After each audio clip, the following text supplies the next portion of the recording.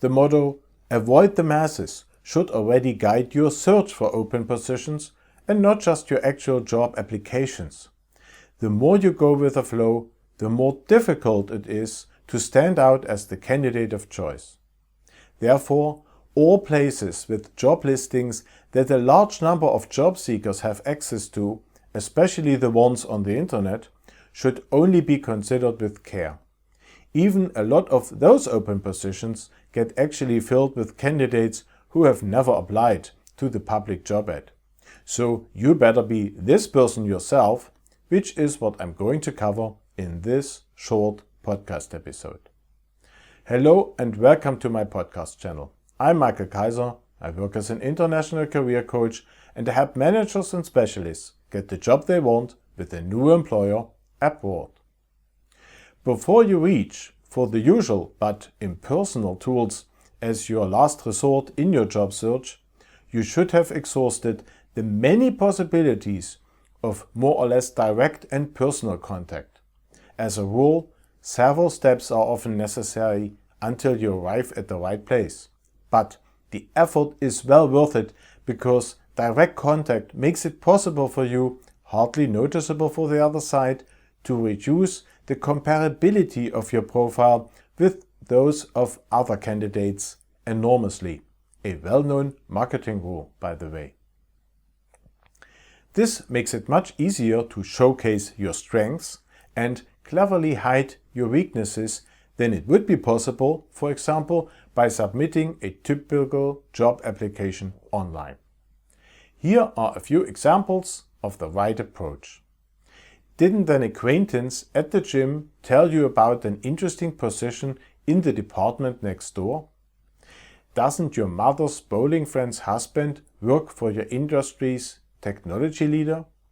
And didn't the sales guy, whose great product was unfortunately one size too big for your current employer in the end, mumble something about 2 vacancies in R&D? Research and focus on following leads like these.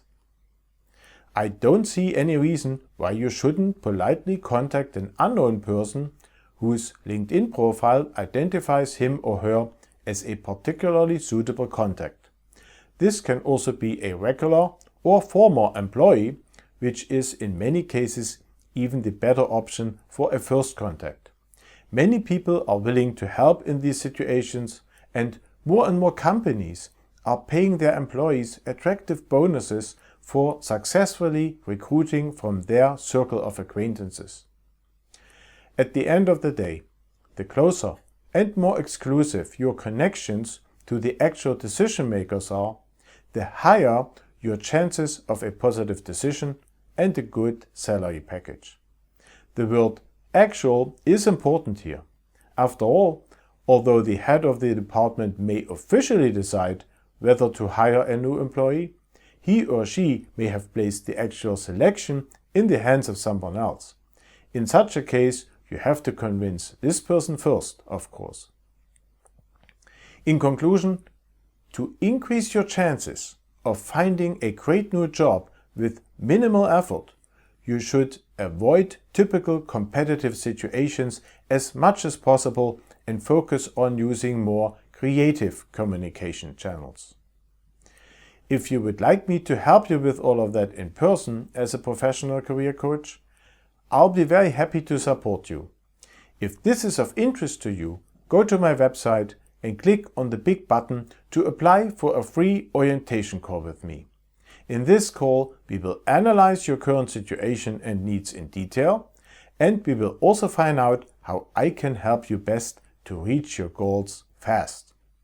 Remember, there is also our LinkedIn group for managers and specialists on the way to their dream job abroad, where you can network with others on this wonderful journey and receive further tips and tricks on the matter several times a week. If you are not a member yet, we hope to welcome you today. If you haven't subscribed to this podcast channel yet, now is the perfect time to do so. Make sure to also activate the bell in order not to miss out on any new episodes in the future. I'd appreciate it a lot if you leave me a like, as this helps others to discover this channel as well. And please leave me a comment with your thoughts, questions and suggestions for future episodes. That's it for today. As always, I wish you the very best for your job search abroad, and I'll be back here very soon.